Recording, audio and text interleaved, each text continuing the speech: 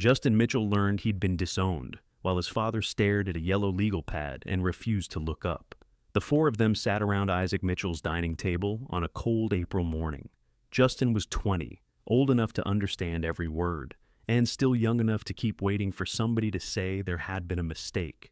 Jordan Ayala, the estate attorney, had finished reading the important parts of Isaac's will. The carnival company went to Jonathan. So did the storage land on Doty Road, the remaining equipment, the business accounts, and Isaac's house. Cindy received the household property. Her daughter Taylor received a cash gift. Justin received nothing. A wall clock clicked above the china cabinet. It had a little brass pendulum that Isaac used to wind every Sunday night. Justin watched it swing because looking at his family felt worse. Jordan set the papers down carefully. He was a calm man who spoke as if every sentence had been checked for loose parts. "That concludes the personal distributions," he said. Justin looked at him. "You skipped me?" Nobody answered at first. Taylor adjusted the cuff of her sweater. Cindy pressed both hands around her coffee mug, though the coffee had gone cold. Jonathan wrote something on the yellow pad, drew a line under it, and then drew another. Jordan's eyes moved toward Jonathan. "There isn't a distribution to Justin in this will." Justin gave a small laugh. It came out before he could stop it. "What does that mean?" "It means your grandfather didn't name you as a beneficiary under this document." "I know what the words mean." Jonathan finally put down his pen.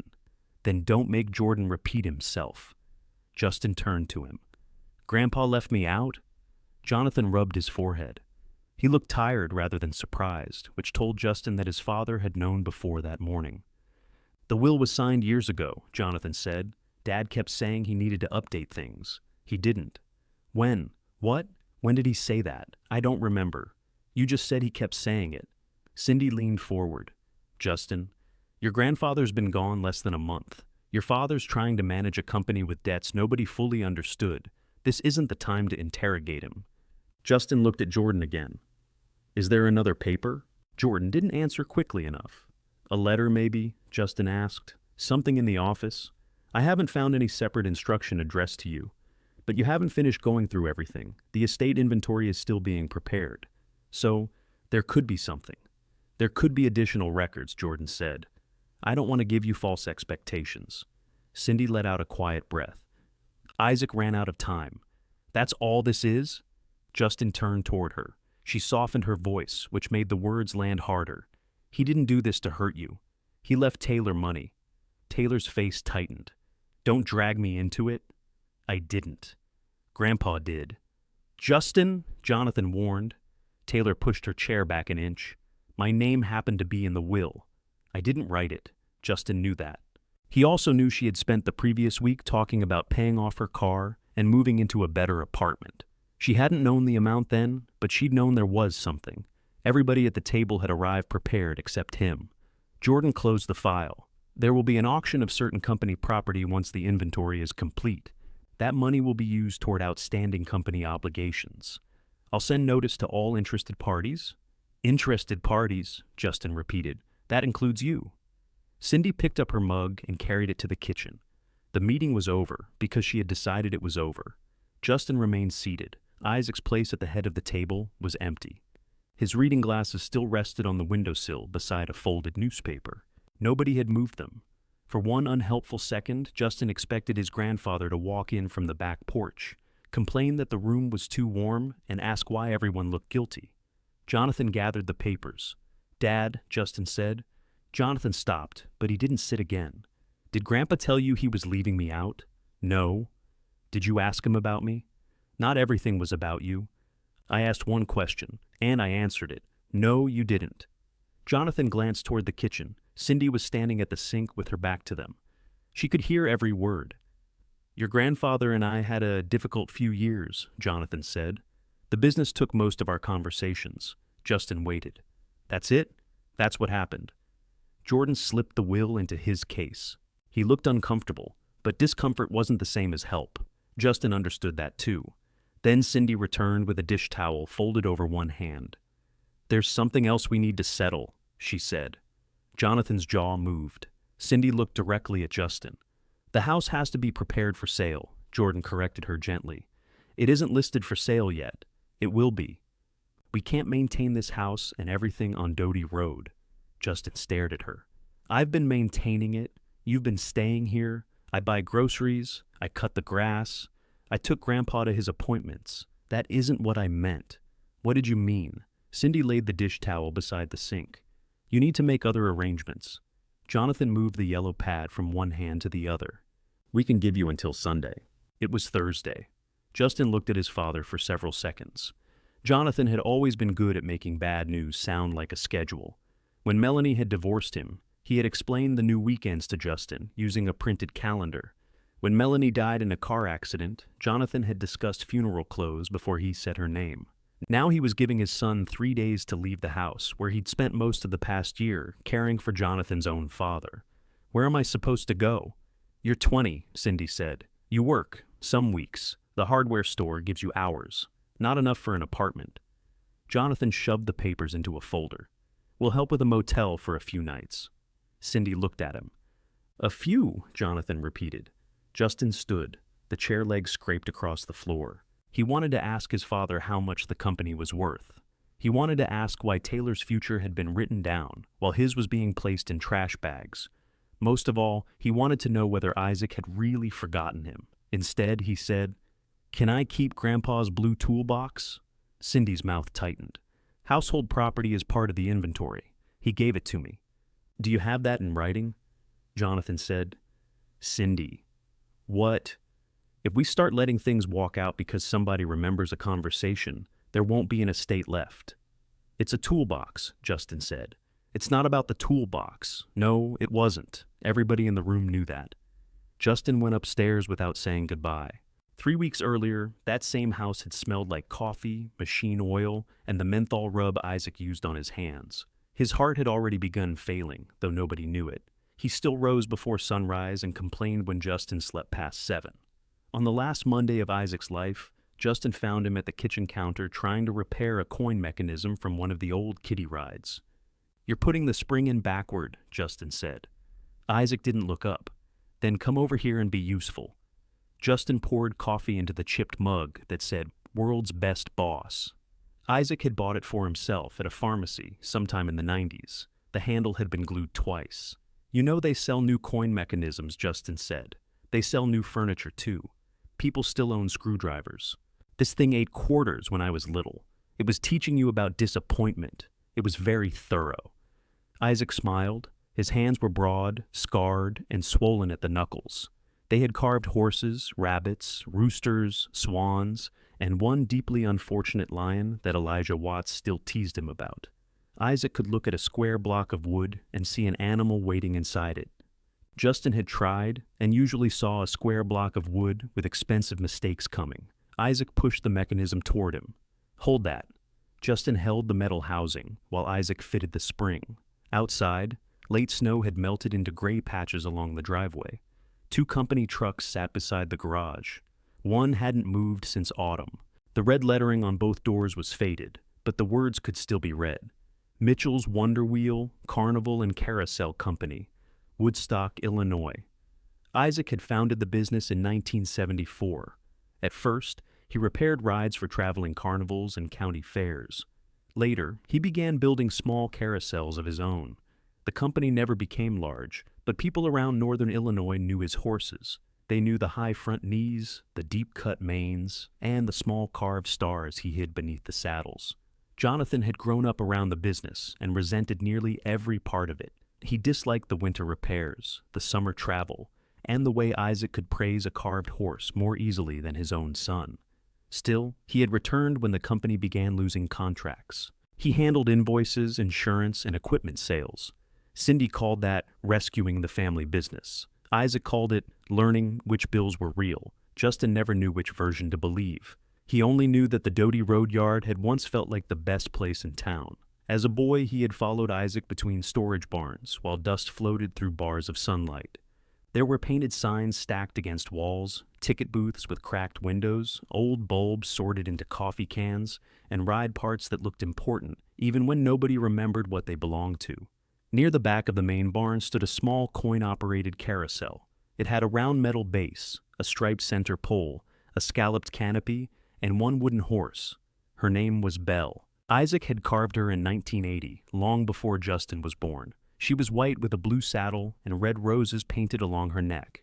When Justin visited the yard, Isaac sometimes plugged the carousel into an extension cord and let him ride without putting in a coin. Belle moved in a slow circle while a metal music box played the same tune again and again. Justin would hold the brass pole and watch Isaac work at a bench nearby. His grandfather never waved each time Belle came around. He only looked up long enough to make sure Justin was still there. After Melanie's death, those afternoons became more important. Justin was old enough to know Belle wasn't a real horse, and hurt enough not to care. Isaac would set a sandwich on the workbench, plug in the ride, and allow the music to fill the places where neither of them knew what to say. The flood came years later.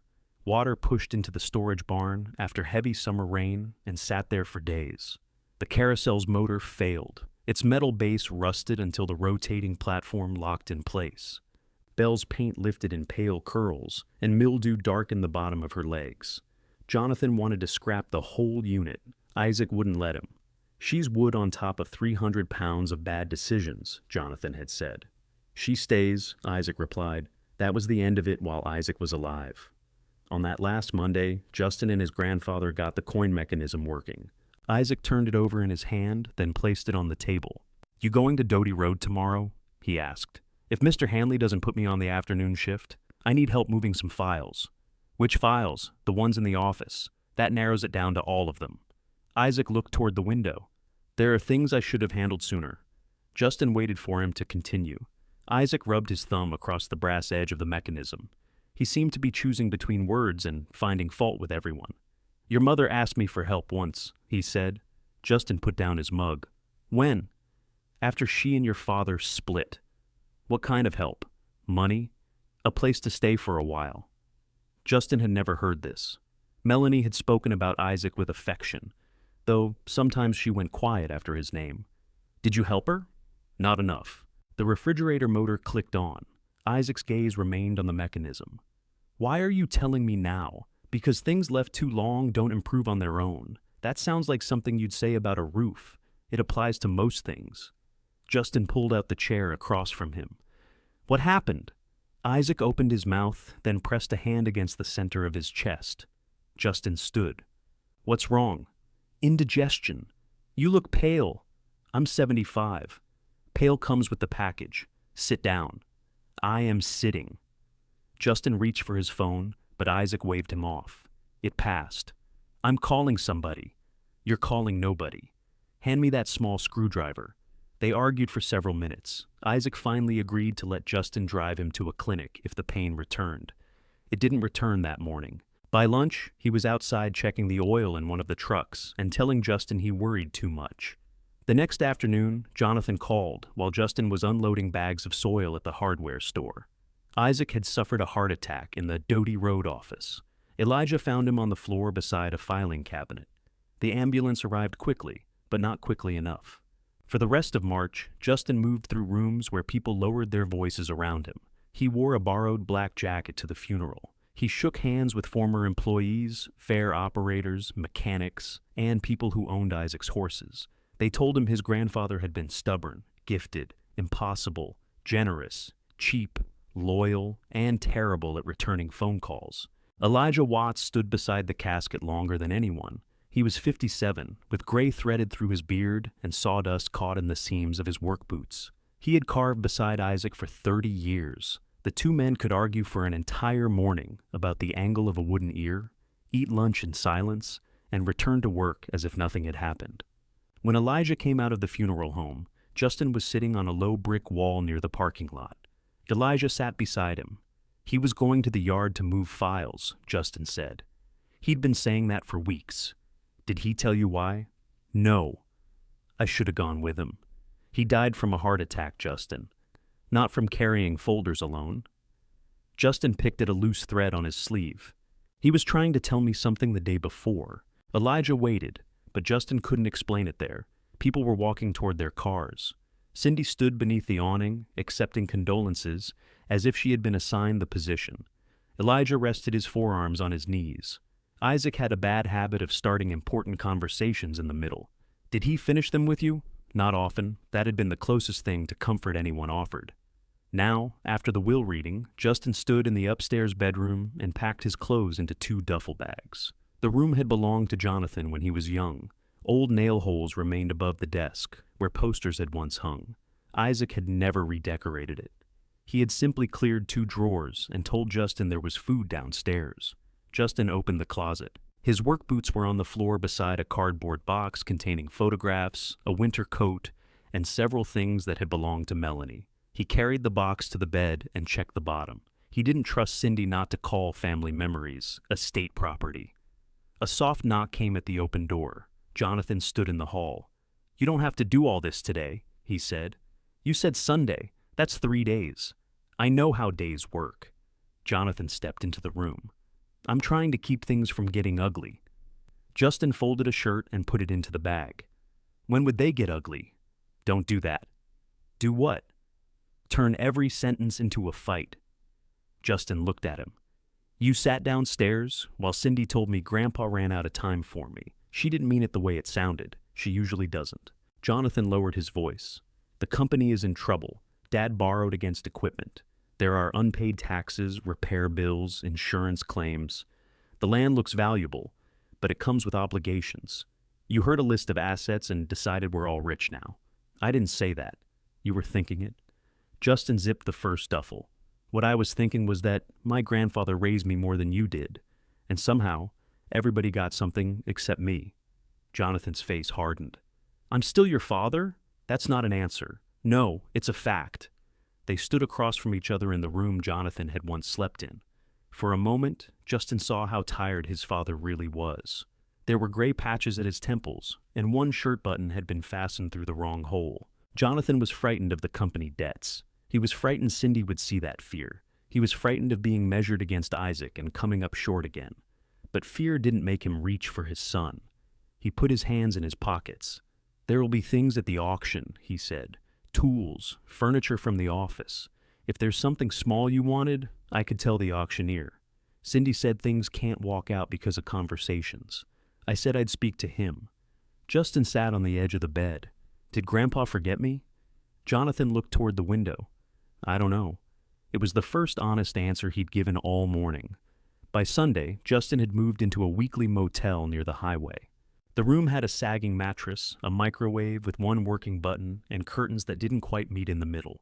He paid for 4 nights with nearly everything in his checking account. The hardware store manager promised more shifts once spring deliveries picked up. Cindy sent a message asking whether he had taken a blue toolbox. Justin replied that he hadn't. She didn't ask where he was staying. A month passed before the auction notice arrived in a plain white envelope. Justin opened it during his lunch break behind the hardware store. The company name appeared across the top, followed by several pages of lots: trailers, generators, spare motors, ticket booths, office furniture, damaged signs, tools. The larger equipment had already attracted interest. Local operators wanted parts. Scrap dealers wanted metal. 2 collectors had called about the surviving carved horses, though most had been sold years earlier. Justin read the list twice. The final lot was described in 6 words: non-functional single-horse kiddie carousel, flood damaged. There was no photograph, but he didn't need one. He could see Belle turning beneath the striped canopy. He could hear the thin music box tune. He could see Isaac at the workbench, looking up each time she came around. The auction was scheduled for Saturday at the Doty Road Yard. Justin checked his wallet, then opened his banking app. After motel costs, food, and bus fare, he had $15 he could spend without missing his next room payment. He folded the auction notice and put it in his pocket. He had no truck, no workshop, and nowhere to store 300 pounds of rusted machinery. He couldn't repair the motor. He couldn't even say why owning Belle mattered when everything else had already been taken. Still, for the first time since the will reading, Justin knew exactly where he would be on Saturday morning. Saturday morning brought rain and 37 registered bidders. Justin arrived early enough to watch the auction crew roll open the main barn doors. Wet gravel pressed through the thin soles of his sneakers. Beyond the chain-link fence, the storage yard looked smaller than it had when he was young. The bright equipment was gone. So were most of the painted wagons. Empty patches of concrete showed where rides had stood for years. Grass had grown around stacks of bent railings. Water dripped from the roof of the office and struck a dented bucket beside the steps. A woman at the registration table asked for Justin's driver's license. "You'll need a bidder card. I only want the last lot." "You still need a card." She copied his information and handed him number 38. A red line across the bottom said all items had to be removed within 2 business days. Justin read it twice. 2 days? Unless the estate made a separate arrangement. "What happens if I can't move something?" "You'll be charged storage. After 10 days, it can be treated as abandoned." He looked through the fence toward the main barn. The woman followed his eyes. "You buying one of the trailers?" "No, then you'll probably be fine." He tucked the bidder card under his jacket and entered the yard. Jonathan stood near the office with the auctioneer. He wore a company windbreaker and held a clipboard against his chest. Cindy was under a black umbrella beside him. Taylor had dressed for dry weather and was now trying to protect white shoes from the mud. Justin almost turned around. He had expected his family to be there. Expecting them hadn't made seeing them easier. Jonathan noticed him first. His eyes dropped to the bidder card. "You registered? I got the notice." "I know. I just didn't think you were buying anything." Cindy glanced at the envelope sticking from Justin's jacket pocket. "With what? Money?" Taylor looked away, but not before Justin saw the smile she was hiding. Jonathan lowered his clipboard. "What lot?" "The Carousel." For a second, nobody spoke. Then Taylor said, "The flooded one?" Justin nodded. Cindy's expression changed from suspicion to something closer to relief. "You can't be serious." "Why?" "Because it's ruined. It's still being sold. To a scrap dealer, probably." Jonathan looked toward the barn. The motor sat underwater. "The base is seized. We tried moving it last fall, and one of the brackets tore loose. I'll deal with it." "You don't have a place to put it. I'll deal with that too." Cindy shifted her umbrella as rain blew underneath it. "Justin, if this is some attempt to prove a point, don't.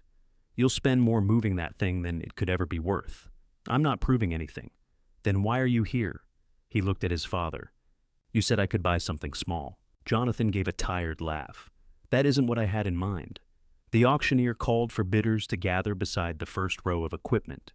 People moved across the yard, pulling up hoods and opening umbrellas. Justin stepped away. Jonathan caught his arm. "Wait." Justin looked down at his father's hand. Jonathan released him. "If you're set on this, let me talk to the auctioneer." "About what?" "We could probably pull the lot. Give you the horse after the sale." Cindy turned sharply. "Jonathan, just the horse, not the base. The inventory's already filed. It's damaged property, and people are here to bid on it." Justin watched his father. A month earlier, Jonathan hadn't been willing to let him take a toolbox. Now, in front of bidders, he was offering to remove Belle from the sale. It might have been guilt. It might have been embarrassment. Justin couldn't tell. "If you give it to me," he said, "Cindy will say I stole it. I wouldn't say that. You asked if I stole the toolbox. I asked whether you took it. What's the difference?" Cindy's mouth tightened. Justin pulled the bidder card from under his jacket. "I'll buy it like everybody else." He joined the crowd before Jonathan could answer. The auction moved slowly at first. The auctioneer described each lot, while an assistant raised plastic covers from engines and opened trailer doors. Bidders asked practical questions. Did the generator run? Were titles available? Had the bearings on the food trailer been inspected? Justin stayed near the back. A pair of ride motors sold for $800. 3 ticket booths went to a carnival operator from Wisconsin. A scrap dealer bought 2 damaged loading platforms after a quick contest with a man who wanted the aluminum railings. Each sale removed another part of the place. Isaac had taught Justin to use the drill press beside the west wall. It sold with a rolling cabinet for $450. The red workbench where they repaired the coin mechanism sold for $200. A buyer pulled open its drawers, found several worn carving tools inside, and received them with the bench. Justin raised his card without thinking. The auctioneer had already said, "Sold."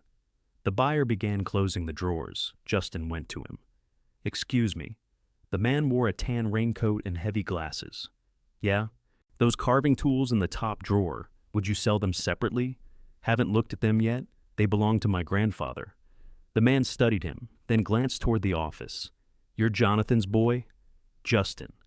I bought 2 horses from Isaac years ago, a gray jumper and a black stander." Justin didn't know the terms well enough to answer. The man opened the drawer. There were 4 gouges, a wooden mallet, a sharpening stone, and a narrow knife with tape around its handle. "What can you give me?" he asked. Justin had $15. If he spent any of it, he couldn't bid on Belle. "Nothing today." The man looked at him again, then he took out the knife. "This one any good?" Justin recognized the tape. Isaac had wrapped the handle after it split. "It was his favorite. That wasn't my question. I think it's good." The man handed it to him. "Then keep it." Justin held the knife without closing his fingers around it. "I can pay you later." "No need." "Thank you." The man rolled the cabinet away.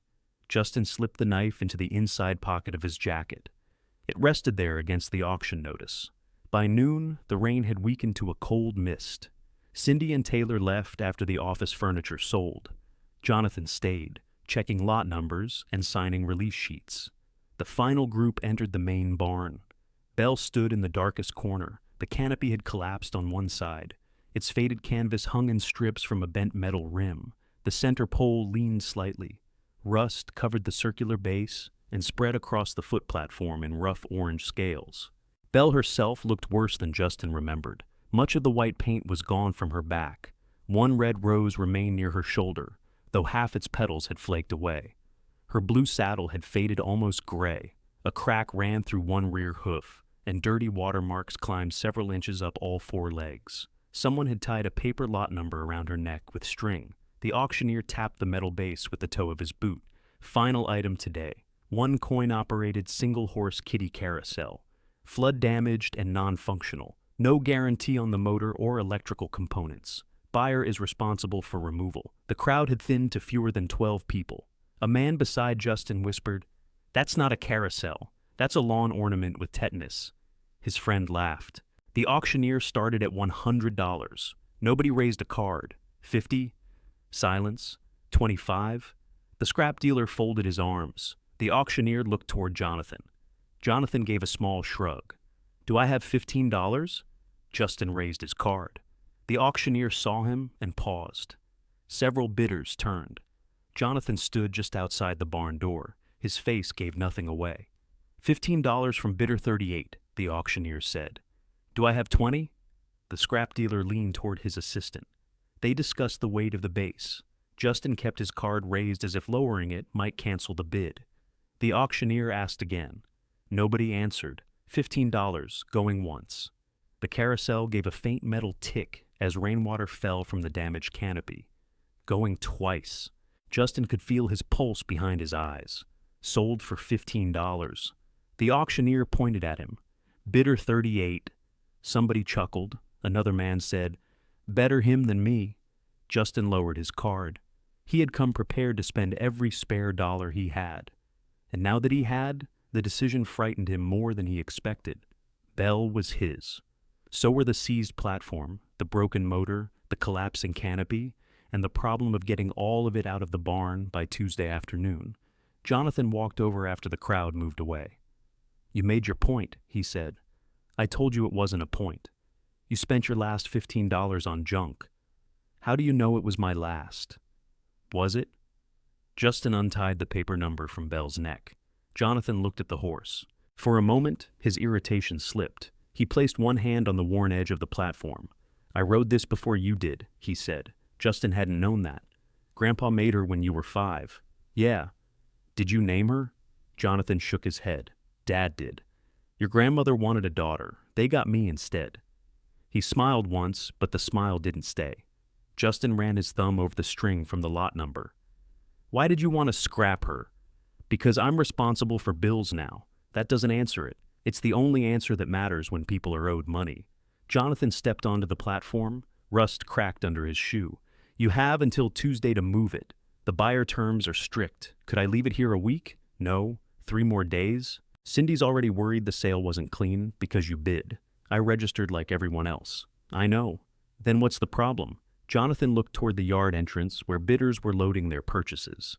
"The problem is that every choice involving you becomes an argument at home." Justin tied the string around his fingers until it pressed into the skin.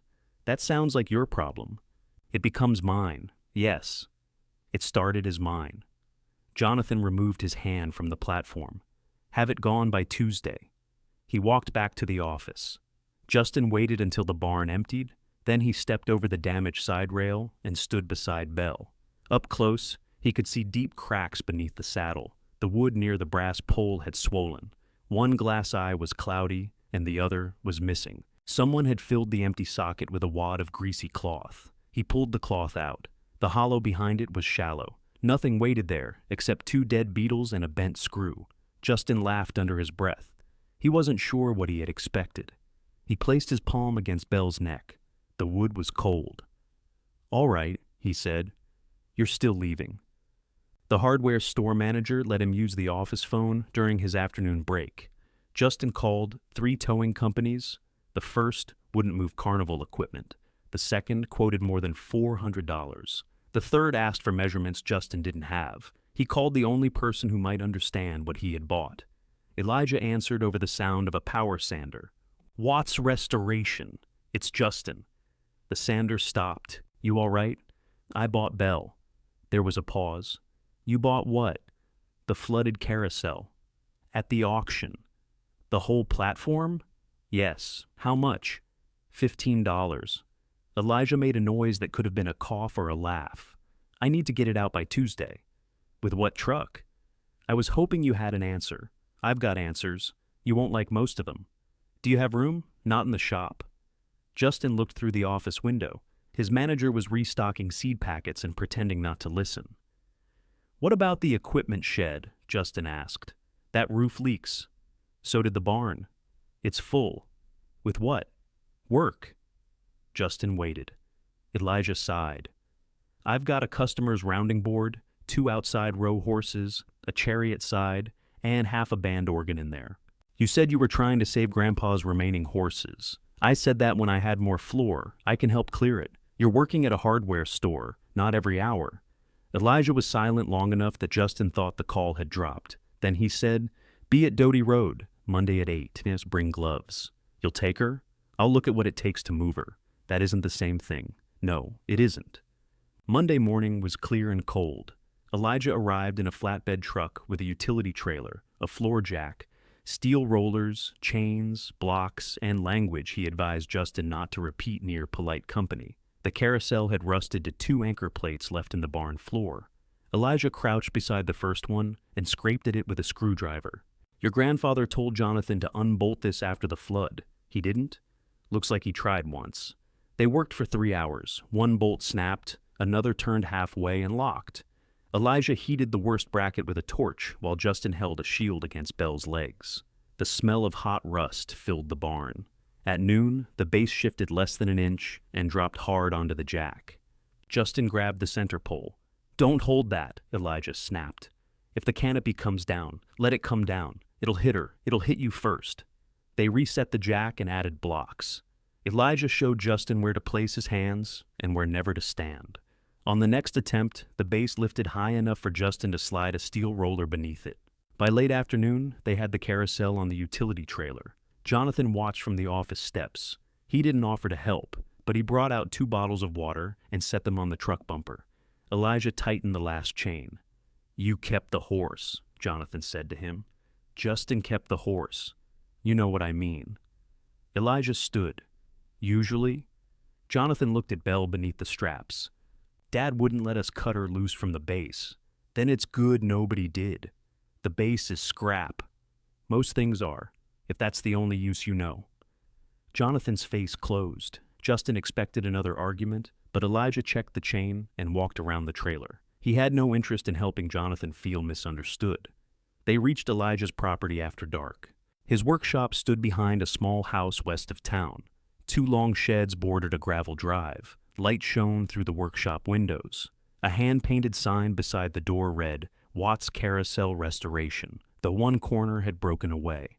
Elijah's business wasn't a hobby. He repaired damaged figures for museums, private collectors, small amusement parks, and anyone patient enough to wait. Orders filled a corkboard beside his desk. So did overdue notices. Isaac's death had cost Elijah a partner, but it had also left 3 unfinished jobs that clients still expected him to complete.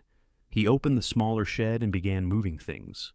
Justin carried boxes of sandpaper, clamps, and jars of old hardware into the workshop.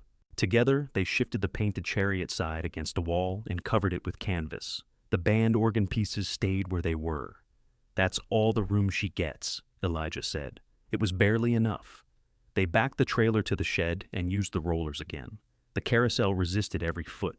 One wheel on the moving dolly bent sideways. The base slipped, struck the threshold, and threw Justin against the door frame. Pain ran through his shoulder. Elijah killed the winch. "You hurt?" "No." "That means yes. It means keep going." Elijah looked at him, then restarted the winch. When the platform finally crossed the threshold, Justin stood inside the crowded shed and guided Belle beneath the hanging light. Her nose stopped inches from a shelf of paint cans. Elijah closed the door against the cold. "Temporary," he said. "I know. You can't live in here. I know. You can work off the space by helping with paying jobs." Justin flexed his sore shoulder. "Fine. And you don't touch any painted surface until I show you how to clean it. I've cleaned things before. Not an undocumented carving with original paint." Justin looked at Belle. "You think any of that paint is original?" "Some of the roses might be." Elijah switched on a second light and moved closer. For the first time that day, he studied the horse instead of the machinery under her. He checked the cut of the mane, the curve beneath the jaw, and the small star hidden behind the saddle blanket. His fingers stopped at a line along Belle's left flank. "What?" Justin asked. Elijah didn't answer. He fetched a soft brush and cleared dirt from the wood. A thin seam appeared beneath the remaining white paint. It curved behind the saddle, too regular to be a crack and too uneven to be part of the original carving. Justin touched it. Elijah caught his wrist. "Don't press. You said the wood was solid. It should be." He tapped Belle's right side with one knuckle. The wood answered with a dense, quiet sound. Then he tapped the left flank. The sound was hollow. Justin looked at him. Elijah brushed the seam again, following it downward until it disappeared beneath a painted rose. "I worked beside Isaac for 30 years, he said. "He never built a panel there. Could somebody have repaired it? Not this way. What way?" Elijah leaned close to the horse and pointed toward a small circle hidden in the rose's dark center.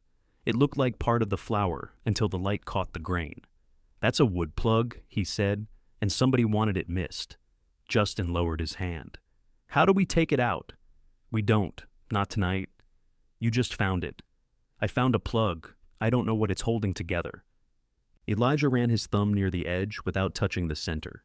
"If that panel was fitted after the horse was carved, the paint may be hiding fasteners. If we force it, we could split the flank. What if something's inside? Then it's been there this long." Justin looked toward the workshop door. "Do you have a drill?" Elijah gave him a flat look. That was a question. It was a bad question. Elijah covered Belle with a cotton sheet and turned off the light. Justin followed him into the workshop, where a half-restored carousel horse lay on a padded stand.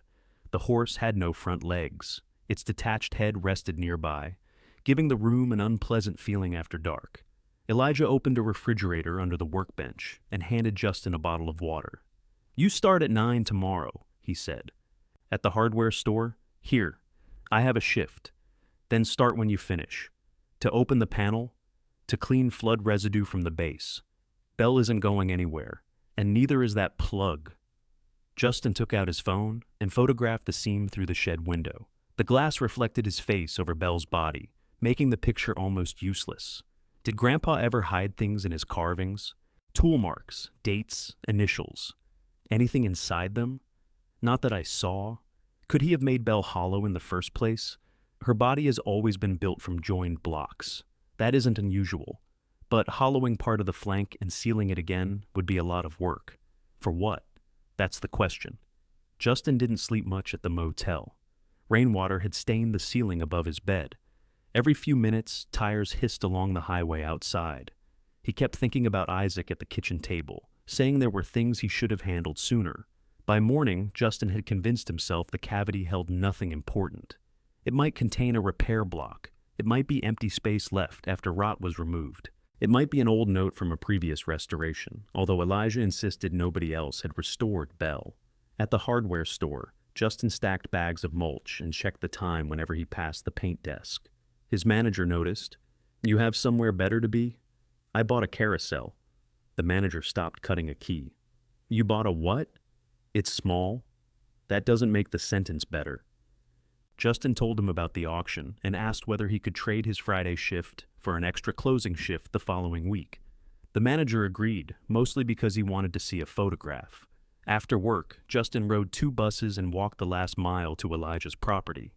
The cotton sheet was still over Bell. Elijah had set out a bucket, mild cleaning solution, brass brushes, steel wool, and several labeled trays. You said we were opening the panel. I said no such thing. You made me start at 9. You started at 6. I came from work. Then your ears should be awake. Elijah pointed to the rusted base. Loose scales first. Keep everything away from the painted wood. For 2 hours, they cleaned the platform. Justin scraped rust while Elijah worked on a customer's horse in the main shop. Dust settled into Justin's hair and inside his collar. The seized platform slowly showed patches of dark metal beneath the orange crust. At 8, Elijah inspected the work. You missed the inside lip. I was saving it. For somebody with better knees? Justin knelt again. Elijah returned carrying a narrow wooden case. He placed it on a clean table and opened it. Inside were small carving tools wrapped in cloth. Justin took Isaac's tape knife from his jacket. The man who bought Grandpa's bench gave me this. Elijah held out his hand. He turned the knife beneath the light, then tested the edge against his thumbnail. Isaac used this to cut stop lines around painted details. Can we use it on the plug? Not until it's sharpened. Elijah sat at the bench and worked the blade across a stone. The motion was slow and even. Justin cleaned the inside lip of the base without being reminded again. When the knife was ready, Elijah removed the cotton sheet. He examined the seam through a magnifying lens. Then he cleaned the plug with a swab dampened in mineral spirits. The dark center of the painted rose lightened. A tiny notch appeared along one edge. That's not part of the grain, Justin said. No. Elijah used the tip of the knife to clear old wax from the notch. A thin circle separated from the flower around it. Isaac sealed this after the last coat of paint, Elijah said. How can you tell? The wax is over the varnish. And see that shallow cut? Justin leaned closer. His knife pulled slightly left at the end of a curve. Always did after he injured his thumb. When? 3 summers ago. That placed the work long after the flood. Isaac hadn't been repairing old damage. He had returned to Belle and deliberately changed her. Justin's hands went cold. Elijah must have seen it. A hidden space doesn't promise anything, he said. I know. No, you don't. You're already spending what might be in there. I'm not spending anything. You're looking at it like an answer. Justin stepped back. Open it. Elijah fitted the knife into the notch and turned gently. The plug didn't move. He tried a thin awl, then warmed the painted area with a small lamp. After several minutes, a line of softened wax appeared around the plug. He worked the awl beneath the edge. The plug came free with a quiet pop. Behind it was a narrow wooden pin. Elijah pulled the pin with pliers. Something shifted inside Belle's flank. The curved panel didn't swing open. It moved outward less than the width of a coin. Justin took hold of the lower edge. Slow, Elijah said. Together they eased it free. The panel was no larger than a dinner plate and nearly 2 inches thick. Its edges had been cut to follow Belle's grain. On the inside, Isaac had carved a small star. The cavity behind it was black. Elijah shone a flashlight inside. A cloth bundle sat at the bottom. Justin reached toward it. Gloves, Elijah said. Justin put on clean cotton gloves and removed the bundle. The cloth had once been part of a blue shop towel. Waxed thread held it shut. Inside were 2 things. The first was a brass token, heavier than an ordinary arcade coin. One side carried the old company initials. The other was stamped with a date, 6/17/23. The second was a torn corner from a cream-colored document. It showed part of a notary seal, the edge of a legal description, and 3 typed words. Property on Clay Street. Justin turned it over. The back was blank. That's it. Elijah aimed the light into the cavity again. That's it. Justin checked the folds of the cloth. Nothing else was hidden there. What kind of document is this? Looks heavier than normal paper. I mean, what did it come from? Elijah took off his glasses and cleaned them. Could be a contract. Could be a title record. There's a notary stamp. That doesn't make it a deed. But it could be. It could be a corner torn from Isaac's dentist bill if the dentist liked expensive paper. Justin held it beneath the bench light. The legal description ended after part of a word. No owner's name remained. No street number. The notary seal showed only a border and 2 letters. Why hide a useless corner? Elijah looked at the token, because it wasn't meant to be the whole message. The following morning, Justin called Sophia Torres. She answered on the 4th ring. "Justin, is everything all right? I found something in Bell." There was silence. "You found what?" He told her about the panel, the brass token, and the torn paper. Sophia asked him to repeat the date. June 17th, 2023. Another pause followed. "Bring it to me," she said. Sophia lived in a brick duplex near the town square. She opened the door before Justin reached the porch. Her silver hair was pinned back, and reading glasses hung from a cord around her neck. Elijah had driven him there, but remained in the truck. Sophia waved toward him. "He can come inside." The dining room table was already covered with boxes. Sophia had spent weeks sorting duplicate invoices and payroll files that Jordan didn't need for the estate inventory. She placed the token on a clean sheet of paper. "I ordered these," she said. Justin pulled out a chair. "These exact tokens? A few hundred of them. Isaac used to hand them out at fairs, 1 free ride, though the machines didn't always accept them properly. This one has a date, I see that." "Did you stamp it?" "No. Our tokens had the company name on both sides. Isaac must have changed this one." Elijah set the torn document beside it. Sophia adjusted her glasses and leaned over the paper. Her fingers stopped on the edge of the notary seal. "Do you recognize it?" Justin asked. "No. You looked like you did." "I recognize the paper." "From what?" "Legal files Jordan prepared for Isaac sometimes use this stock." Justin sat straighter. "What legal files?" "Business transfers, equipment sales, land matters." "Did the company own anything on Clay Street?" Sophia moved to one of the boxes and opened a ledger. "The company didn't." "You're sure?" "I kept the property schedule for 32 years. "What about Grandpa?" "Isaac owned this house, the yard, and a small parcel near Marengo that he sold a long time ago. Nothing on Clay Street. Not that I knew about."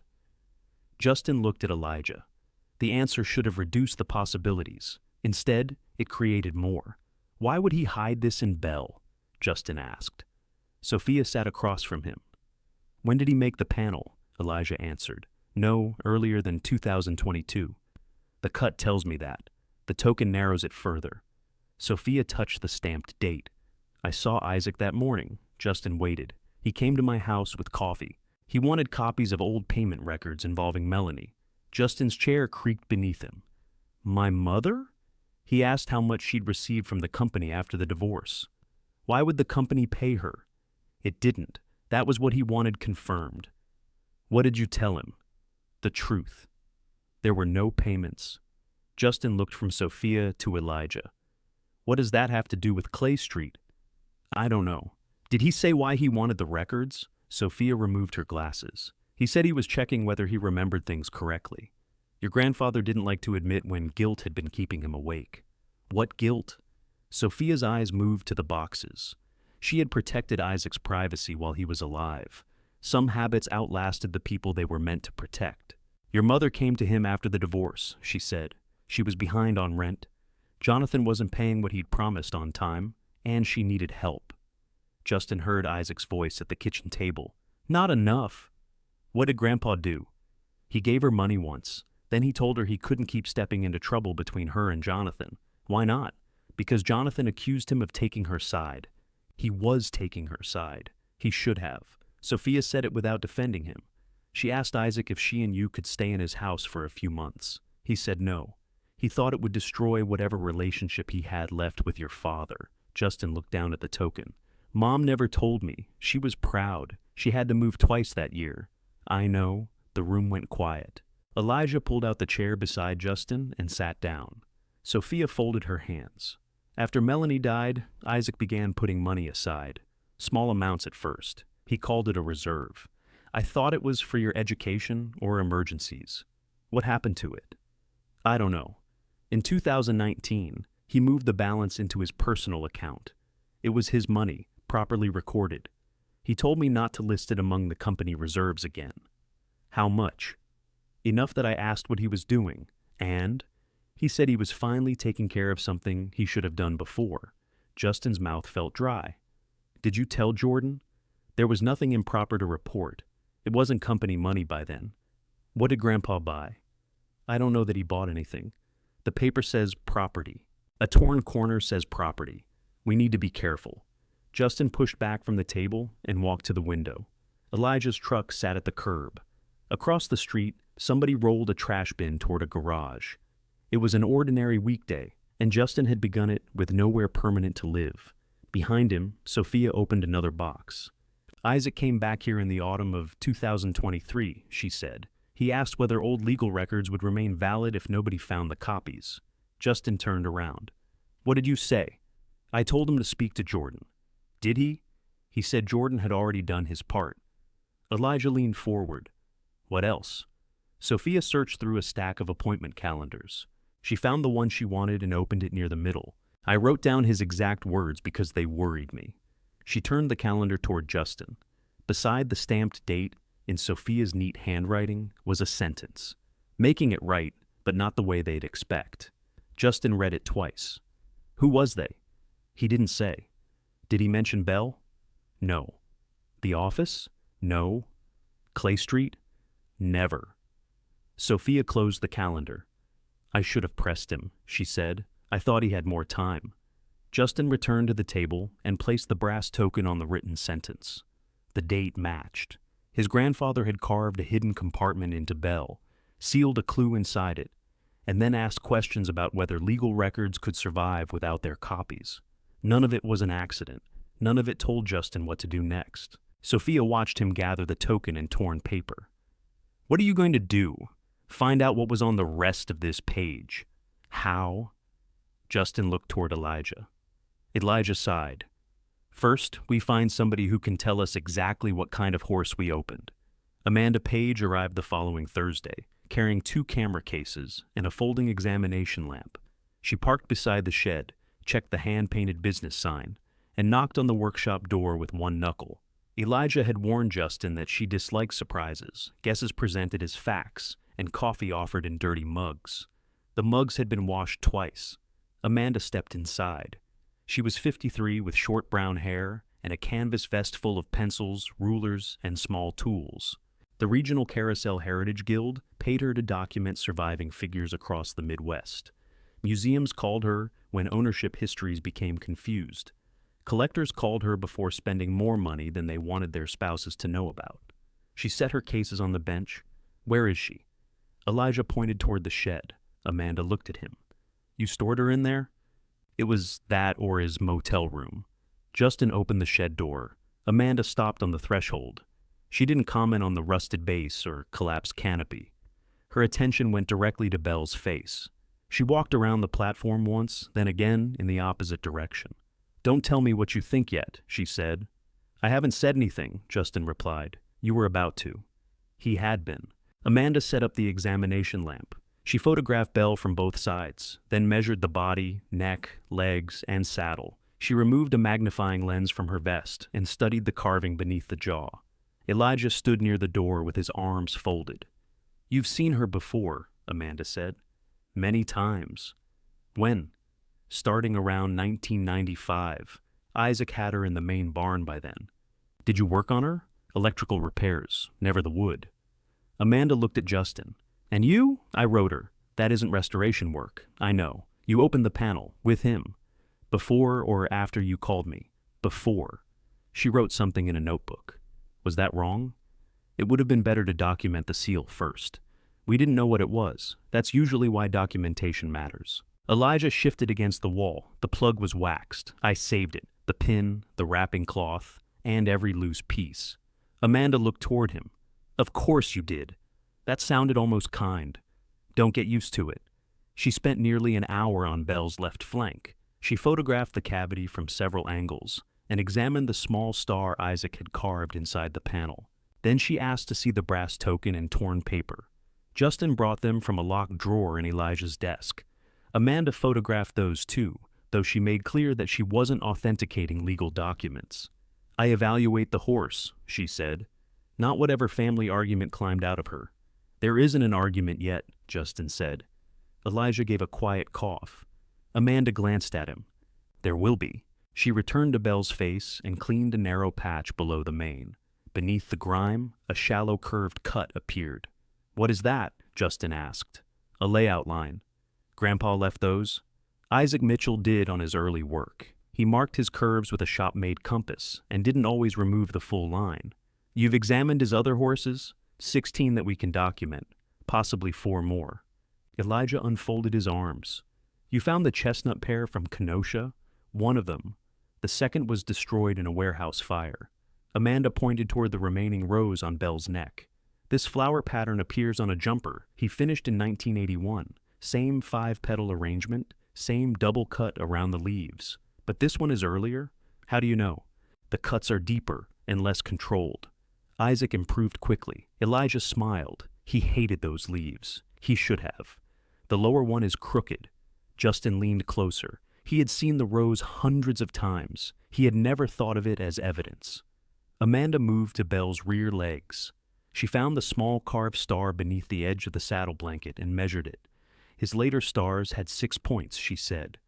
Elijah nodded. 5 until about 1984. Amanda checked her notes. "Your company records don't mention this figure." "Sophia couldn't find anything," Justin said. "That doesn't surprise me. Small coin rides were often treated as equipment rather than named carousel figures. Some builders didn't photograph them. Does that mean you can't authenticate her?" "It means I don't authenticate from one missing invoice." She opened her second case. Inside were printed photographs in clear sleeves. Several showed restored carousel horses from different collections. Others showed close views of ears, hooves, mouths, and carved decorations. Amanda placed 3 photographs beside Belle. The resemblance wasn't vague. The horses had the same slight notch where the upper lip met the jaw. Their ears angled outward in the same uneven way. Each mane ended with a narrow curl near the shoulder. "These are confirmed Mitchell figures," she said. The gray was signed. The black horse appears in a dated company photograph with Isaac standing beside it. The third retains an original shipping label. She pointed at Belle's mouth. Same lower lip, same shallow drill opening, same chisel width inside the nostril. Elijah stepped beside her. "And the main termination." "I saw it. You didn't say it. I was getting there." Justin watched them move around Belle. For the first time since buying her, he wasn't defending the carousel as something he loved. He didn't need to. The marks in the wood existed whether anybody understood his reasons or not. Amanda asked for the plug. Elijah handed it to her in a clear bag. She examined the cut around its edge, then the back of the hidden panel. "This work is much later." "We know," Elijah said. "The tool pressure is inconsistent. Arthritis probably, but the hand is the same." Justin looked at her. "You can tell Grandpa made the cavity? I can tell the panel was cut by someone using methods consistent with his late work. Elijah's direct knowledge matters more than mine on that point." Elijah lifted Belle's saddle blanket edge and showed Amanda a repaired line near the girth. "Isaac recut this in 2022, he said. Same hesitation at the end. Amanda compared the marks. He made both cuts with a narrow knife. "The taped knife is on my bench." She examined that too. Isaac's initials were stamped into the handle beneath the tape. At last, Amanda removed her gloves.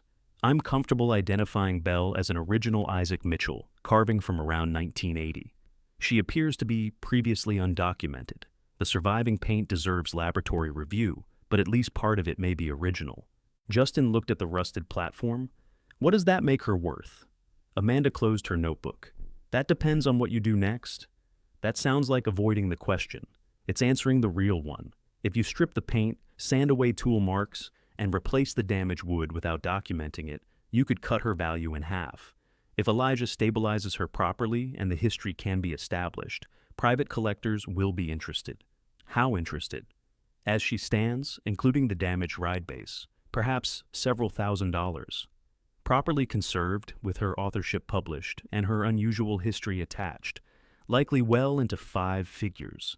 Justin thought he had misunderstood. For one horse? For an undocumented Mitchell carving with strong provenance. The carousel cost $15. Amanda's expression barely changed. Auction prices tell you who attended an auction. They don't always tell you what was sold. Elijah sat on a stool. He seemed pleased, though not surprised enough for Justin's liking.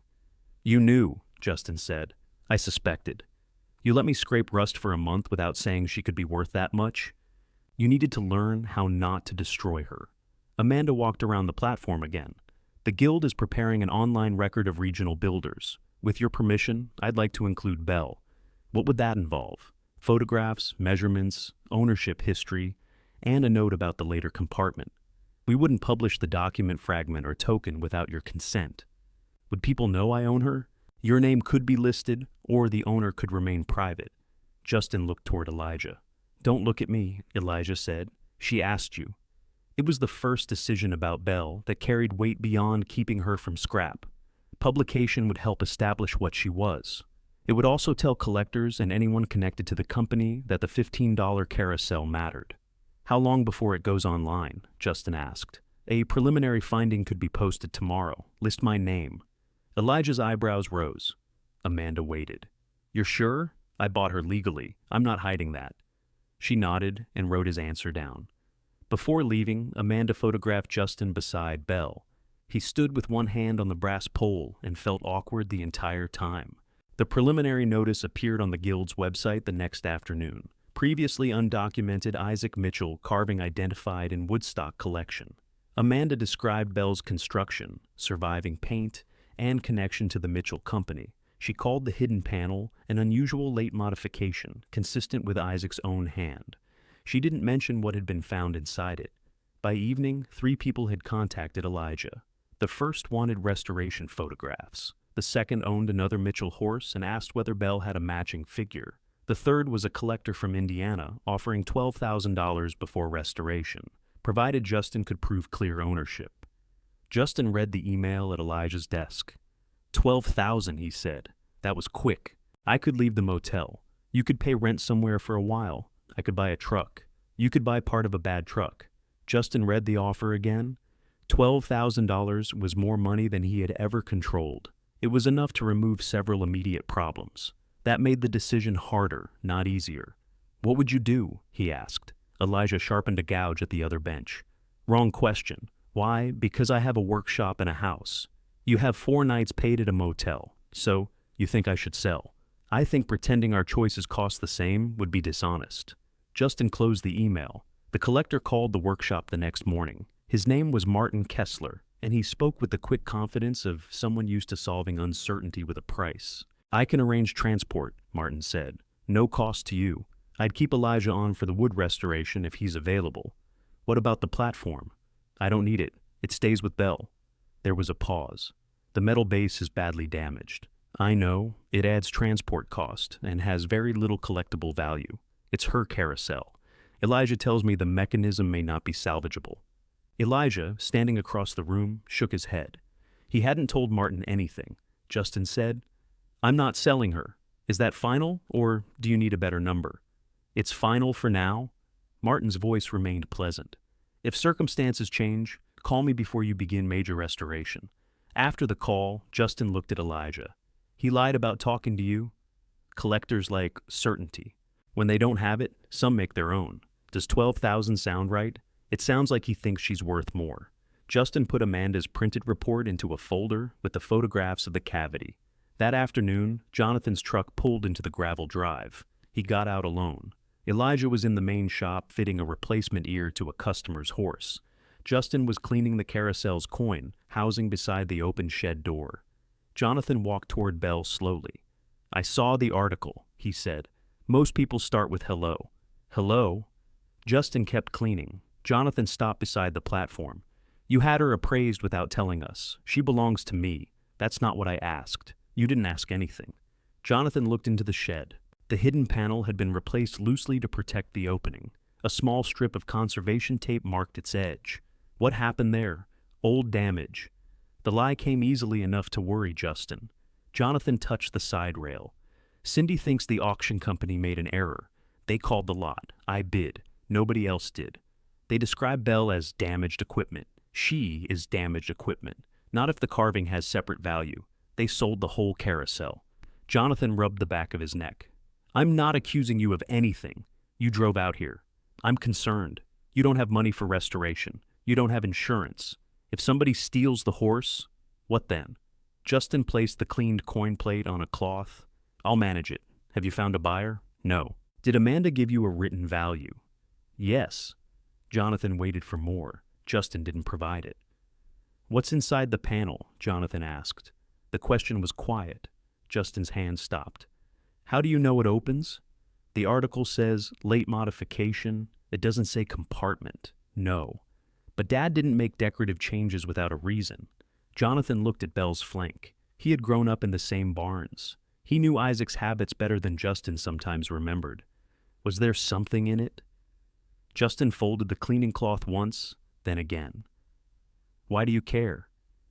Because Dad left the company in debt, and now an item from that company turns out to be valuable. You sold it for $15. That was the winning bid. Jonathan's eyes moved toward Elijah's office, where the folder containing Amanda's report sat on the desk. Justin stepped between him and the door. Jonathan noticed. Cindy wants to talk about buying it back, he said. She called it junk. She didn't know what it was, neither did I. That's exactly the problem. Jonathan walked back to his truck without asking again. He didn't know about the token or Clay Street. Justin was sure of that. But he knew something had changed, and he had come to measure how much. Justin waited until the truck disappeared down the road. Then he went into the office and took the brass token from the locked drawer. He turned it under the desk lamp. The old company initials were worn smooth on one side. The stamped date remained sharp on the other. Behind him, Elijah entered carrying a box of original Mitchell records Amanda had asked to inspect. A photograph slid from the top and landed face up. It showed Isaac in the Doty Road office, standing beside the tall filing cabinet where Elijah had found him after the heart attack. A black combination padlock hung from the upper handle. Justin looked at the token, then at the lock in the photograph. Did Grandpa use dates for combinations? Elijah set down the box. For every lock he was afraid he'd forget. Elijah reached for the token. 6, 17, 23, he said. That gives us 3 numbers. Justin looked at the photograph again. We need to get into that office, not by ourselves. They called Sophia first. She listened, asked them not to touch the lock, and then called Jordan. By noon, Jordan had given her permission to inspect the old bookkeeping files for anything relevant to the estate inventory. He sent the permission in writing and copied Jonathan. Jonathan replied with one sentence. The office key is under the yard account book at Sophia's house. Sophia found it exactly where Isaac had left it years earlier.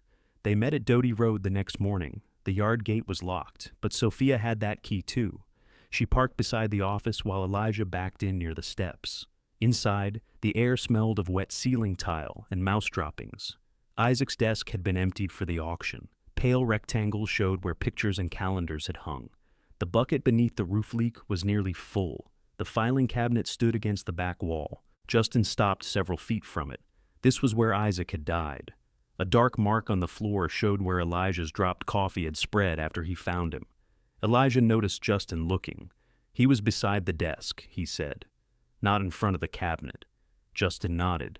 It didn't help much, but he was glad for the truth. Sophia checked the cabinet drawers. The lower ones opened. They held old fuel receipts, ride inspection forms, and copies of contracts. The top drawer remained secured by the black combination lock. Elijah turned the dial 3 times to the right. 6, then left, past 6 to 17, then right to 23. The shackle released. Nobody spoke. Elijah removed the lock and placed it on top of the cabinet. Justin pulled the drawer open. Inside were 3 hanging folders and a long white envelope. The first folder contained insurance records for the company house. The second held old photographs of Belle. In one, Isaac stood beside the finished horse in a work apron. On the back, he had written, Belle, 1980. The third folder was labeled Clay Street. Justin lifted it out with both hands. Sophia came around the desk. Elijah remained beside the cabinet. The first page was titled, Irrevocable Property Trust. Justin understood the individual words, but together they seemed too formal to belong to him. He found his name on the second page, Justin Mitchell, sole beneficiary. The document had been signed and notarized in 2019. Jordan Ayala's name appeared beneath a section identifying him as the attorney who prepared it. Justin read the paragraph twice. What does sole beneficiary mean here? Sophia adjusted her glasses. It means the trust was created for you. What trust? The one holding whatever property is listed in the schedule. They turned to the next section. A street address appeared near the top.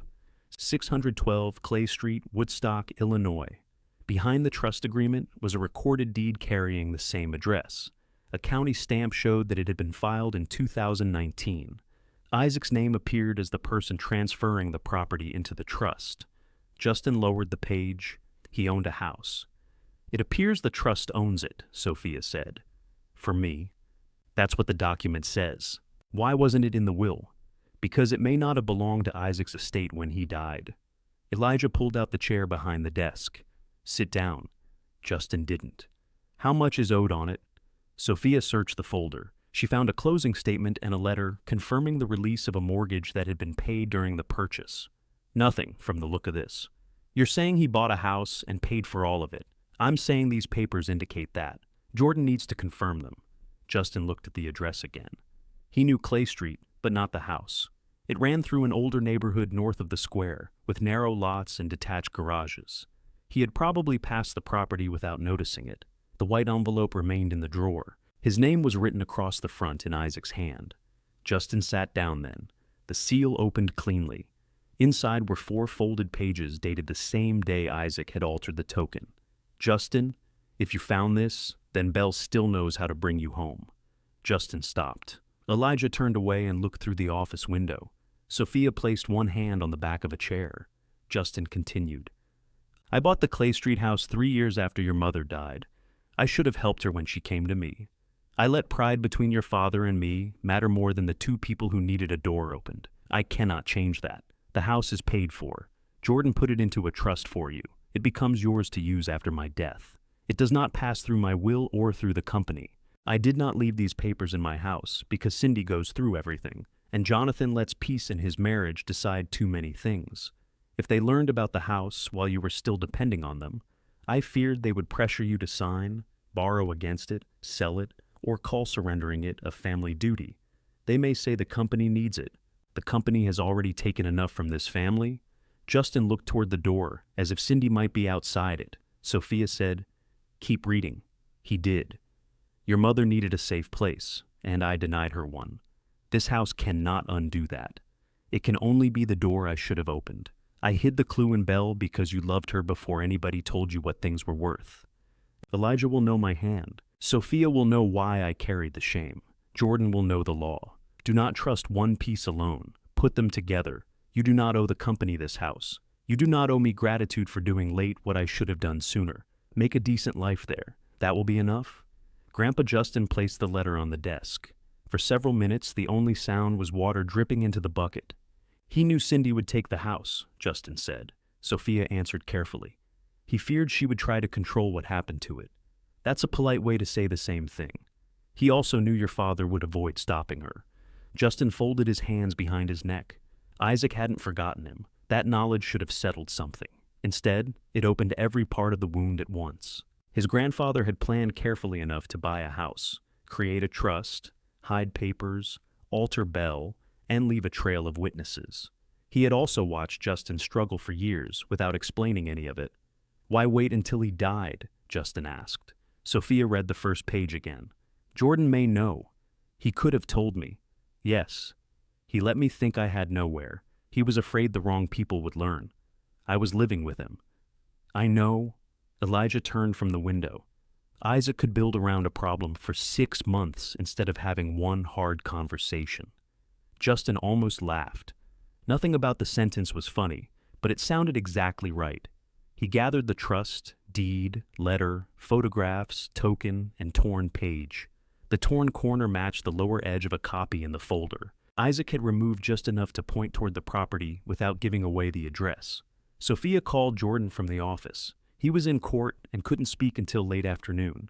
His assistant told them to secure the documents and bring them to his office the next morning. They photographed everything before removing it. Sophia signed a note recording what had been found, where, and who had been present. Elijah added the time.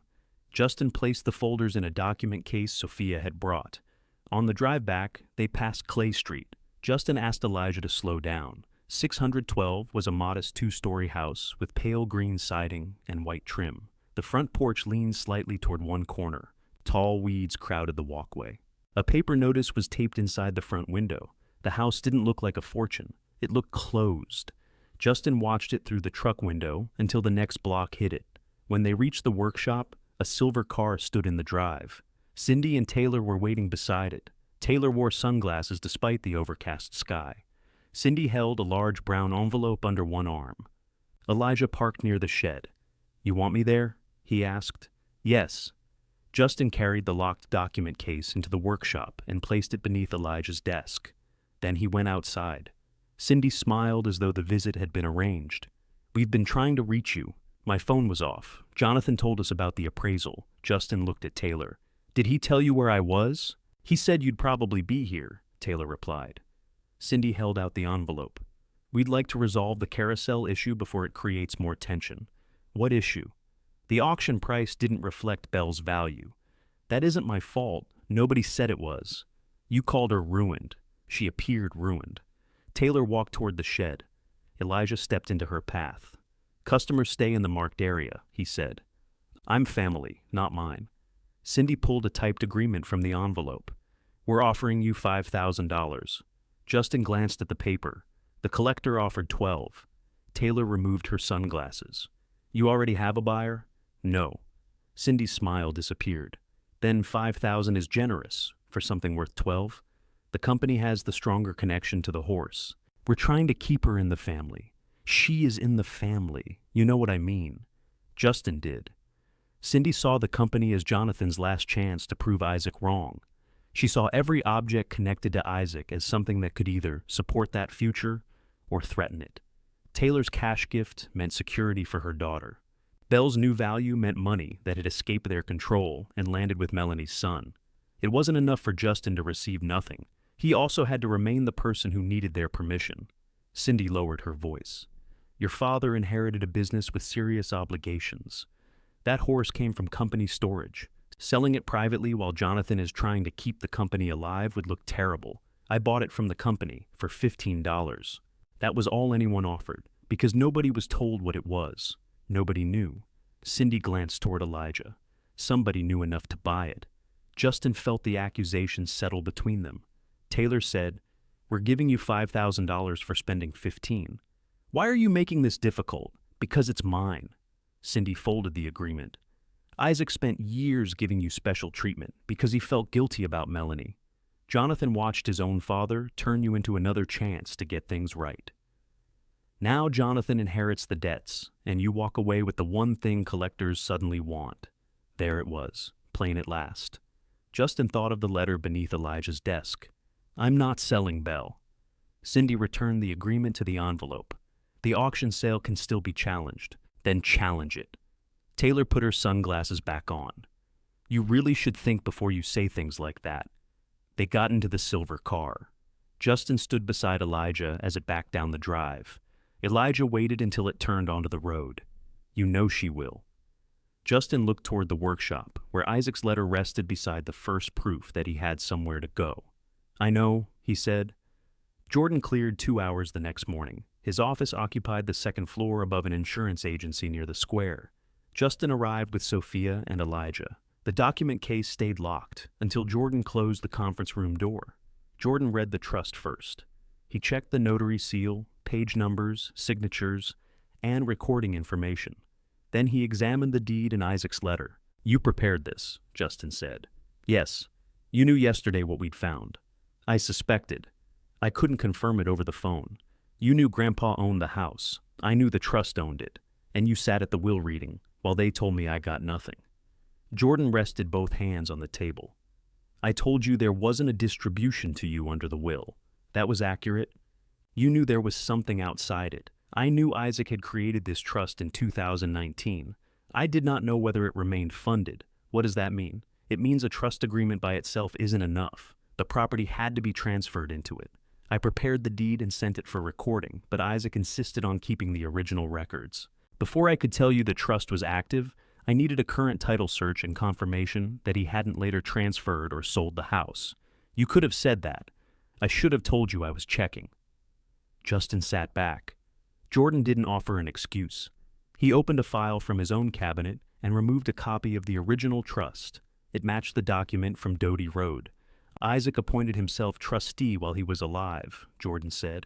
I was named successor trustee upon his death. You are the sole beneficiary. The trust says you have the right to occupy the house, and it directs me to transfer title to you once the required death records and tax filings are complete. How long does that take? Usually weeks, not years. Can Cindy stop it? Not by contesting the will. The house didn't belong to Isaac when he died. It belonged to the trust. What about Jonathan? He has no authority over it. Sophia folded her hands on the table. Was there ever a mortgage? The house was purchased without one. Justin looked at the trust again. Where did the money come from? Isaac's personal funds. I reviewed the source before the closing. Nothing came from the company. Elijah leaned forward. What's the place worth? I'm not an appraiser. A recent tax assessment places it below market, but comparable homes suggest roughly $140,000, depending on condition. Justin stared at him. The number didn't resemble anything in his life.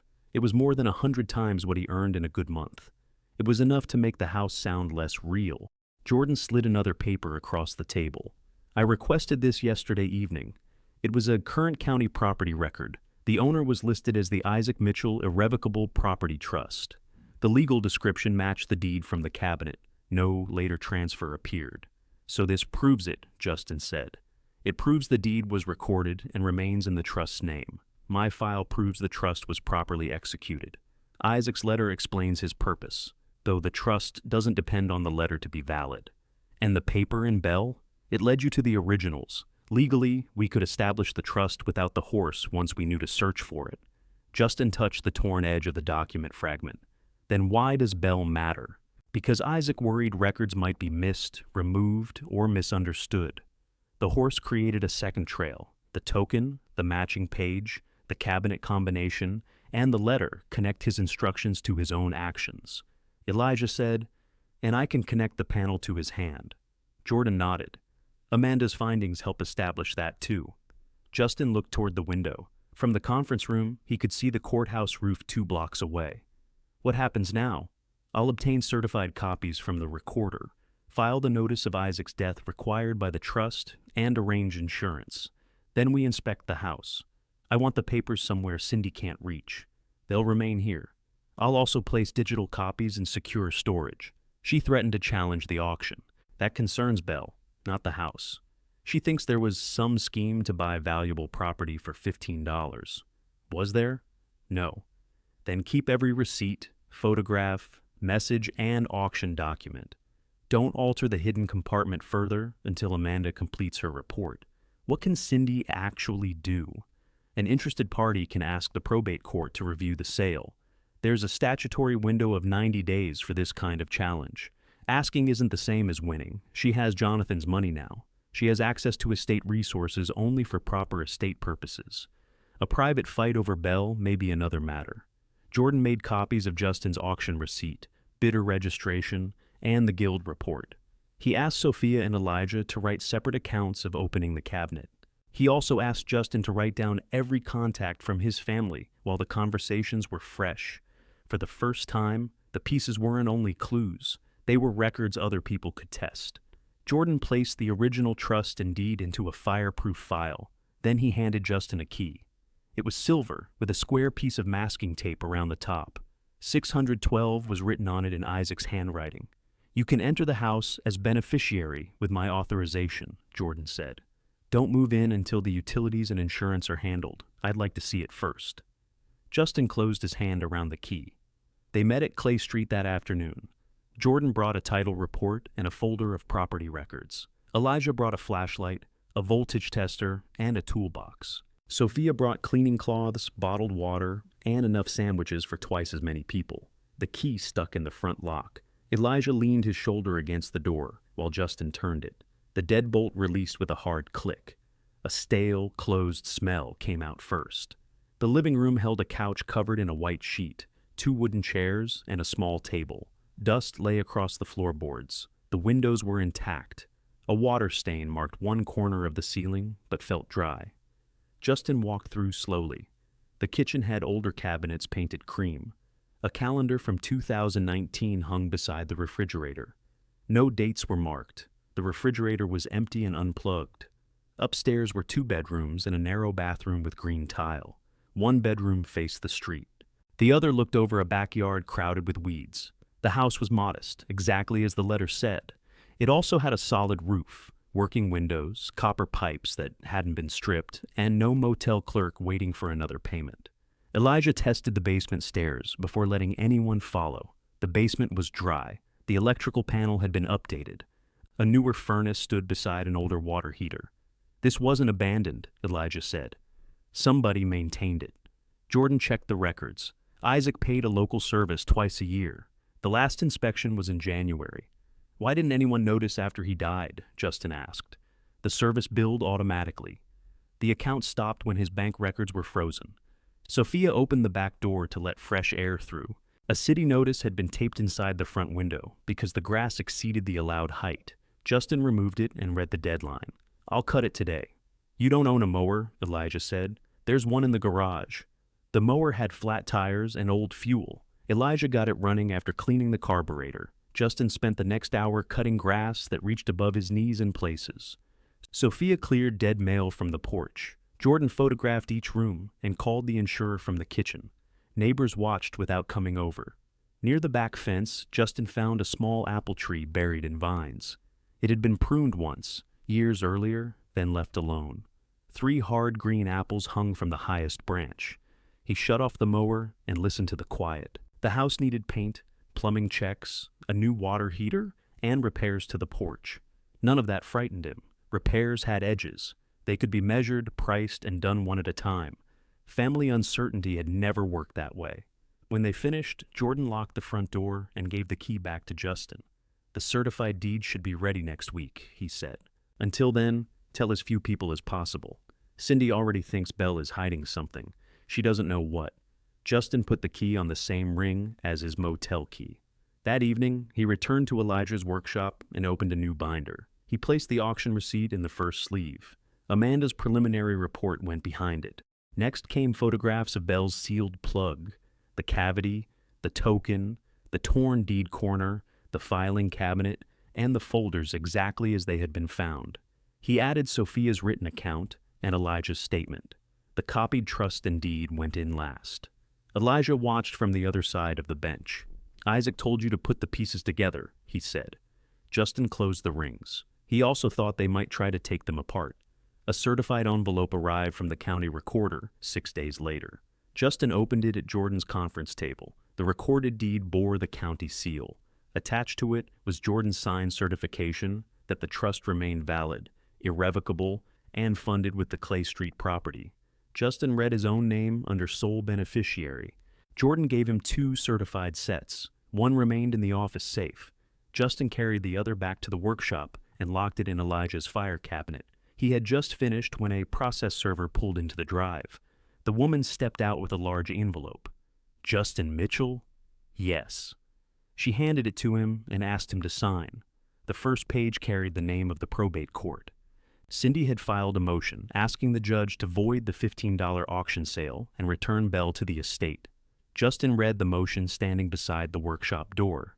Cindy claimed the auction had been unfair because Belle's artistic value wasn't disclosed. She claimed Justin had possessed special family knowledge and used it to buy company property at a price no reasonable seller would accept. She also claimed the auctioneer shouldn't have allowed a disinherited heir to bid without written approval from the estate. The word disinherited appeared 4 times. Elijah read the pages after him. She wants the horse, he said. She wants the panel. She doesn't know what was inside. She knows I wouldn't sell. Jordan told Justin not to call Cindy or Jonathan.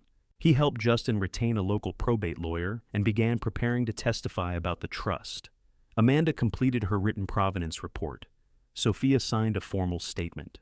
Elijah made a cast of the knife marks inside Belle's panel and photographed the matching cuts on her saddle repair. Justin kept working. The Carousel's motor couldn't be saved. Floodwater had ruined the windings and eaten through part of the housing.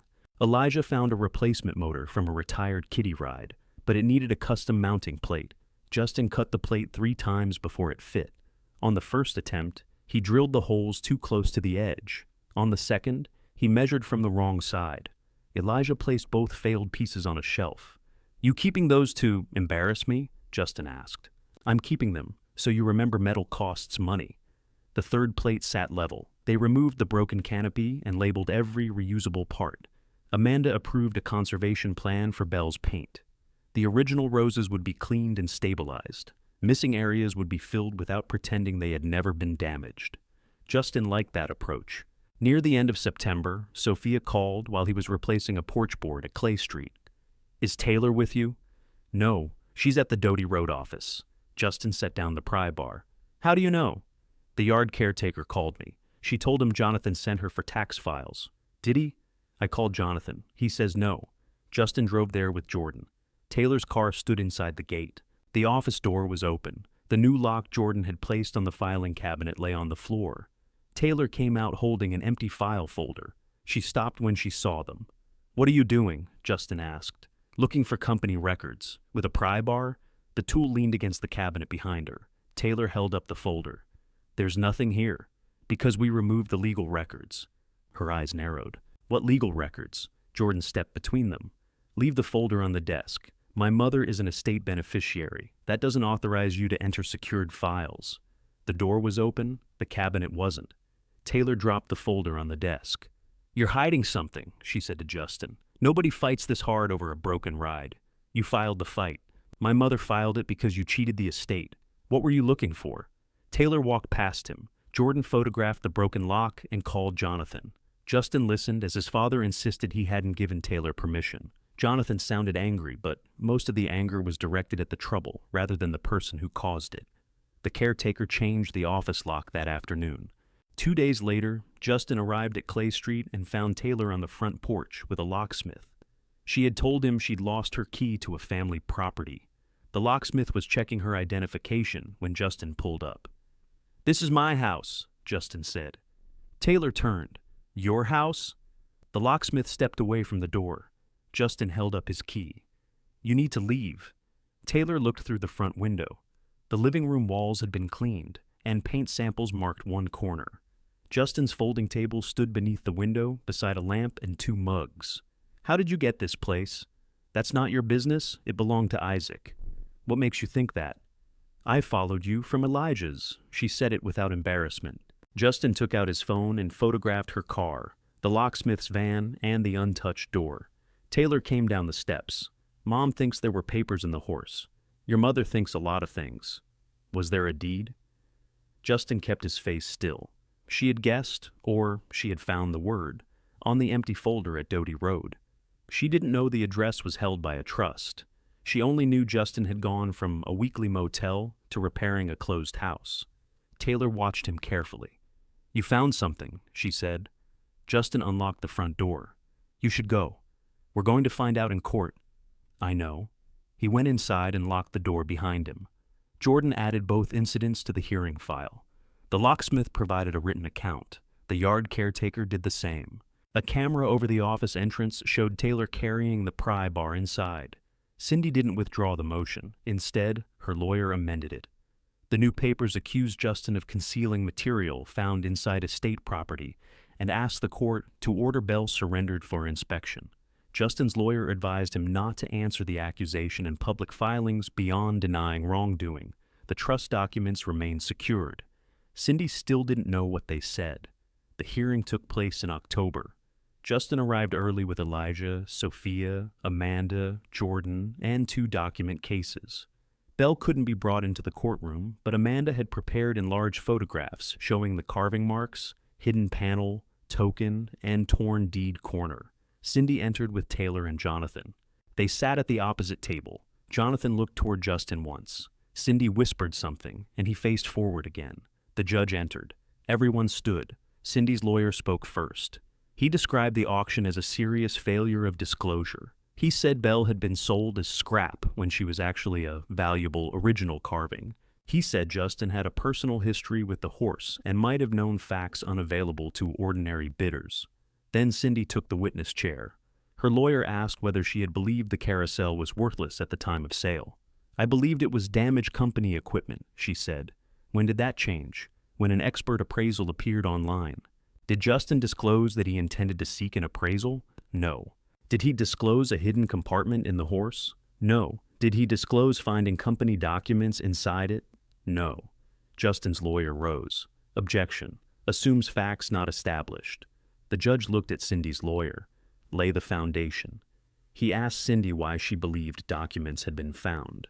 Because Justin's behavior changed, she said. He refused a fair offer. He began visiting company offices. Then he suddenly gained access to a house connected to Isaac. Her lawyer placed the $5,000 offer into evidence.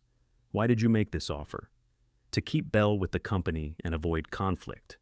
Was $5,000 substantially more than Justin paid? Yes. Did he refuse? Yes. Cindy looked toward Justin. He wanted whatever Isaac hid more than he wanted a fair price. Her lawyer asked what she wanted the court to do. I want the sale voided. I want Belle returned, including everything found inside her. If Isaac hid company assets or property records, they belong with the estate until a court decides otherwise. There was no hesitation left. Cindy had moved beyond arguing that the auction price was low. She was claiming the cavity, its contents, and any property those contents revealed. Taylor testified next. She admitted entering the Doty Road office, but said she believed she had family permission. She admitted going to Clay Street, but said she was trying to protect a property Isaac might have purchased with company funds. Why did you believe company money was involved? Her lawyer asked. Because Justin doesn't have money for a house. Did he explain how he gained access? No. Did he show you a deed? No. Did he show you trust papers? No. The word trust made Cindy turn toward Taylor. Taylor continued. He kept everything secret. On cross-examination, Justin's lawyer asked whether Taylor had known about Belle's cavity before Amanda's report. No. Had you ever asked to buy Belle before the auction? No. Did anyone prevent you from bidding? No. Did your mother bid? No. Did Jonathan bid? No. Taylor's voice sharpened. We didn't know he had information? What information did he have when he raised his card? Taylor looked at Cindy. I don't know. Jonathan took the witness chair last. He confirmed that the auction had been publicly advertised and professionally conducted. He confirmed that Justin had registered properly. He also confirmed that no rule barred family members from bidding. Cindy stared at him.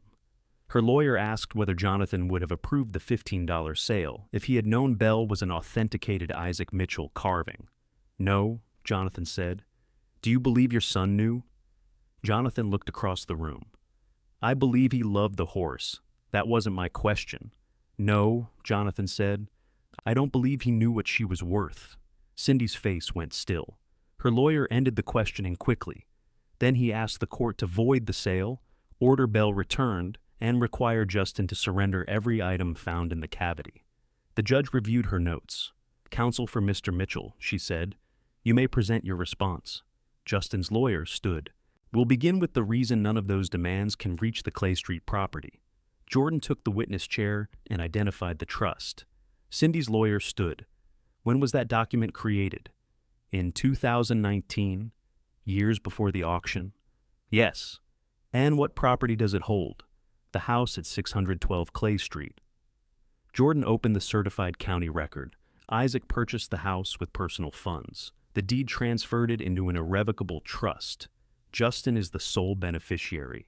Cindy leaned toward her lawyer. Taylor stared at Justin. Does the Carnival Company own any part of that house? Justin's lawyer asked. No. Did Isaac's estate own it when he died? No. Could anything found inside Belle transfer the house out of the trust? No. The torn deed corner was a clue. The recorded deed established ownership years earlier. Jordan explained it plainly. The horse hadn't given Justin the house. Isaac had already done that. Belle's hollow body had held part of the house deed, and that fragment led Justin to the complete documents. Cindy's lawyer asked whether the trust could have been created to defeat the will. It predates the will dispute by years, Jordan said. It was validly executed, funded, and recorded, Elijah testified next. He showed the judge Isaac's taped carving knife, the late repair beneath Belle's saddle, and enlarged photographs of the hidden panel. Who made that cavity? Justin's lawyer asked. Isaac did. How can you be certain? I worked beside him for 30 years. His knife pulled left after he hurt his thumb. The same pull appears inside that panel. He also carved a 5-point star where nobody would see it. He did that on private work. Sophia carried her old calendar to the witness chair. She explained Isaac's request for Melanie's payment records. She read the sentence she had written beside the token's date, making it right, but not the way they'd expect. Cindy's lawyer asked whether Isaac had specifically told her about a house. No. So, you're guessing what he intended. No. His letter says what he intended. I'm telling you what he did before the letter was found. Amanda authenticated Belle last. She explained the layout marks, flower pattern, chisel widths, and surviving original paint. She also explained that Justin hadn't known Belle's collector value when he bid. Neither did anyone else, Amanda said. That's why the discovery mattered. Could she be worth more than $12,000? Cindy's lawyer asked. After careful restoration, possibly. So, the estate suffered a loss. Amanda looked toward Belle's auction photograph. The estate offered an unidentified object at a public sale. Everyone present had the same chance to examine it. Hidden value discovered afterward doesn't make the buyer dishonest. Justin then took the witness chair. His lawyer handed him the brass token. What did you know when you bought Belle? That she was the horse I rode when I was young. I knew the motor was ruined and the base was rusted. Did you know about the cavity? No. The trust? No. The Clay Street house? No. Why did you spend your last $15? Justin looked toward Jonathan. Because Belle was the one thing from that place that had ever felt like mine. Cindy's lawyer approached. You concealed what you found. I secured it. You didn't tell the estate. I took it to Sophia, then Jordan. Jordan was the estate attorney and the successor trustee. You told Taylor the Clay Street house was yours. After she followed me there with a locksmith. Taylor shifted in her chair. Justin's lawyer entered the office video, the caretaker's statement, and the locksmith's account. Cindy hadn't known about either document before that morning. She turned toward Taylor, but the judge spoke first. Miss Mitchell, entering a locked filing cabinet and attempting access to a house you don't own are not ways to preserve estate property. Taylor looked down. I thought Justin was hiding assets. He was protecting records from someone trying to take them. The judge reviewed the auction terms and certified deed. The court finds no evidence that Justin Mitchell knew Belle's value before the sale. He registered properly, bid publicly, and paid the requested amount. His family relationship did not make him ineligible. Cindy's hands closed around the edge of the table. The motion to void the auction sale is denied. Belle and her carousel remain Justin Mitchell's property. The judge lifted the trust certification. The Clay Street house was never part of Isaac Mitchell's probate estate. The recorded deed and trust established that clearly. No beneficiary under the will has a claim to it. The gavel came down once. Cindy remained seated while papers moved around her. She had committed fully to the claim that anything Isaac left Justin should return to the estate. The public record now showed why it could not. Jonathan approached Justin in the hallway. I didn't know about the house, he said. I believe you. That doesn't make the rest better. No. Jonathan looked through the courtroom doors. Cindy was speaking sharply to her lawyer. Taylor stood alone near the windows. I should have stopped her before it got here, Jonathan said. You should have stopped her at the dining table. Jonathan nodded. He didn't ask for forgiveness. Justin didn't offer it. 3 weeks later, Jonathan brought Isaac's blue toolbox to Clay Street. He placed it inside the front door. Cindy says it belongs to the estate. What do you say? Jonathan looked at the worn handle. I heard Dad give it to you. Justin carried the box inside. You can come by, he said. Call first. It wasn't peace. It was a boundary with a door in it. By November, the house had heat, fresh cream paint in the kitchen, and a repaired porch. Sophia brought curtains she had shortened herself. Jordan completed the trust transfer and handed Justin a recorded deed bearing his name. Justin placed it in a fireproof box. He framed Isaac's letter, but kept it turned toward the wall until he was ready to read it without becoming angry. At the workshop, Belle's restoration continued one careful section at a time. Justin cleaned the roses with cotton swabs. Elijah repaired the cracked rear hoof and showed him how to fit new wood without removing Isaac's tool marks. They rebuilt the canopy from the original pattern. The replacement motor turned the platform too quickly at first, so Justin changed the gearing. Martin called again and offered more money. Justin stood beside Belle while he answered. She isn't for sale. What if I loan her to the guild for an exhibit? Amanda asked later. That depends. Does she come home afterward? In writing, Justin agreed to a short winter exhibit after the restoration. Belle had value beyond what one collector would pay. People could see Isaac's work, the flood damage, and the repair that preserved both. In December, Elijah wired the restored coin mechanism. Justin dropped the old brass token into the slot. "Not that one," Elijah said. Justin caught it before it fell through. He used a quarter instead. The motor started. Belle moved in a slow circle beneath the rebuilt striped canopy. Her restored glass eye caught the workshop light. The original roses remained worn at their edges. Nothing had been painted to look newer than it was. The music box played the same thin tune Justin remembered. Elijah stood at the bench with his arms folded. "Speed's right," he said. "That's all. The canopy pulls left." Justin laughed. "You could say she looks good. She looks good. The canopy still pulls left." They fixed it together.